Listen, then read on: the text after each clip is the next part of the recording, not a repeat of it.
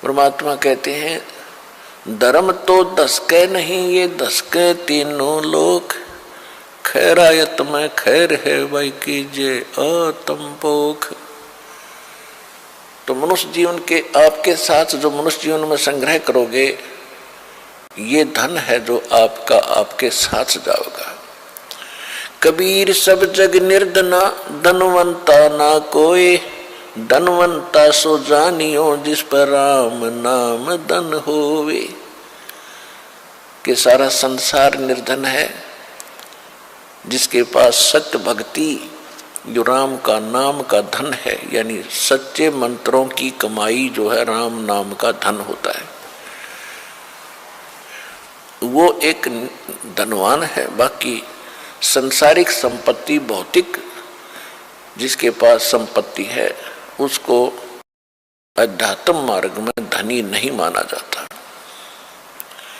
फिर क्या बताते हैं कबीर, राम रटत निर्धन भलो और टूटी घर की छान है, वो सुंदर महल किस काम के जहां भक्ति नहीं भगवान। पुण्यात्माओं, आज परमात्मा के बच्चे जिनको दीक्षा प्राप्त हो चुकी है, उसके परिवार के अंदर एक मिनी आश्रम बन गया। ऐसा स्थान बनाया जाता है जहाँ भगवान के स्वरूप को रखते हैं, जहाँ परमात्मा की ज्योति जलाई जाती है। सभी उठकर वहाँ प्रणाम करते हैं। सुबह और शाम दोपहर को भगवान की चर्चा चलती है, रमैणी होती है, आरती होती है, सुबह के नित्यनेम होते हैं। फिर दिन में जब भी टाइम लगता है, कोई मंत्र कर रहा है, कोई सिमरन सतनाम का कर रहा है, तो कितना माहौल बदल गया ना। उसमें बकवाद बतलावा, वो न बोला, वो न बोला, उसका नाश होगा, उनका ऐसे नुकसान होने वाला है, वो ऐसे गलती करते हैं। तो इस तरह की बकवादें बतला के उस परिवार, उस घर के अंदर हम ये कुविचार छोड़ देते थे। फिर वो कुविचार हमारे मस्तिष्क में टकराते रहते थे, हमें डिस्टर्ब रखते थे, शांति नहीं होने देते हैं। और जब परमात्मा की महिमा और अमृतवाणी जब स्टार्ट होती है, तो कुविचार ऊपर चले जाते हैं और सुविचार उस घर में धीरे धीरे स्थापित होने लग जाते हैं। फिर घर में शांति शुरू हो जाती है। ये तरीका है। अब कहीं भी परमात्मा की चर्चा नहीं। सुबह उठते या तो न्यूज़पेपर पढ़ देंगे जिनमें कोरी झूठ बकवाद भर रखी होती है, समाचार पत्र, या टीवी चलाएंगे, समाचार सुन लेते हैं, सारे दिन बकवाद गड़े, या फिर फिल्म देखेंगे। तो जब तक प्राणी के पूर्व जन्म के शुभ संस्कार चलते हैं, तब तक वो कुछ भी करता रहे। और सपने में भी भगवान याद ना करो, उसको सारे सुख मिल रहे होते हैं। तो संसार ये देखता रहता है, भगत भी डिस्टर्ब हो जाते हैं कि हम भक्ति भी कर रहे हैं, हमें आपत्तियों का फिर भी कोई ना कोई सामना करना पड़ जाता है। और दूसरा व्यक्ति सारा दिन बकवाद करते हैं, शराब पीते हैं, ताश खेलते हैं, राजनीति में बड़े रहते हैं, और कोई भी बुरे काम की कोई टाल नहीं उनके, और वो फिर भी सुखी है। तो इसको देखकर विचलित ना होना, परमात्मा के बताए इस पॉइंटों को, बिंदुओं को ध्यान से सोचना। कहते वो पिछले जन्म के पुण्यकर्मी प्राणी हैं, और जब तक उनके पुण्य चलेंगे, वो कितने को बद करो, उनको कोई हानि होने वाली नहीं है।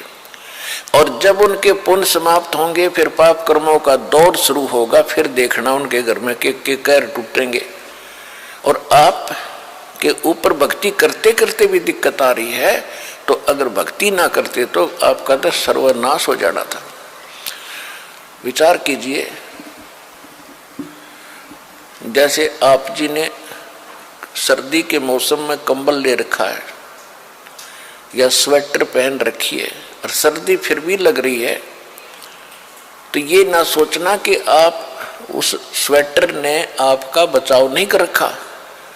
अब जैसे यहाँ भक्त कई कहते हैं जी हमने पाठ भी करवा लिया, जोत भी बोल दी, चौथी हाजरी भी लग गई, अभी तक हमें कोई विशेष लाभ नहीं हो पा रहा।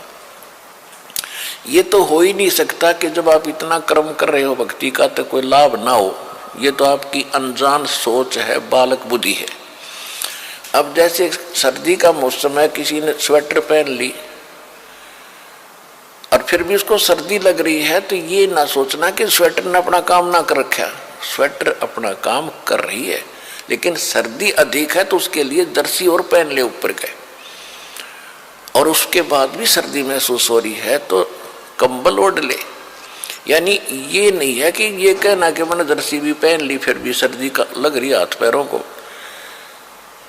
तो ये तो अनजान व्यक्ति कहेगा जिसने इस प्रोसेस का पता नहीं, भगवान के मार्ग का ज्ञान नहीं। तो जो आप पुण्य कर रहे हो और विधिवत कर रहे हो, पूरा यानी पूरी विधि यहाँ पर प्राप्त है। गुरु जी के बिना दान करना व्यर्थ है। आप जी को सतगुरु मिले, आप जी को विधि मिली है, आपको पूर्ण परमात्मा मिला है, पूर्ण परमात्मा का मार्ग मिला, सत भक्ति मिली है, और फिर आप साधनाएं सही कर रहे हो, तो आप ये ना सोचना कि आपको लाभ नहीं हो रहा। आपके पाप कर्मों की सर्दी घनी है, और ये करते करते भी कहीं ना कहीं से थोड़ी बहुत ठंड महसूस हो रही है। यदि ये ना कर रहे होते तो नमूनिया होकर मर जाते, ये समझ लेना।